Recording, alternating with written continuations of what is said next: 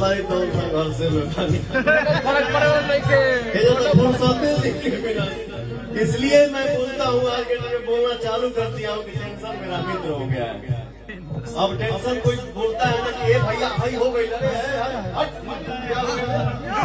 जो होगा तो देखेंगे आगे चल।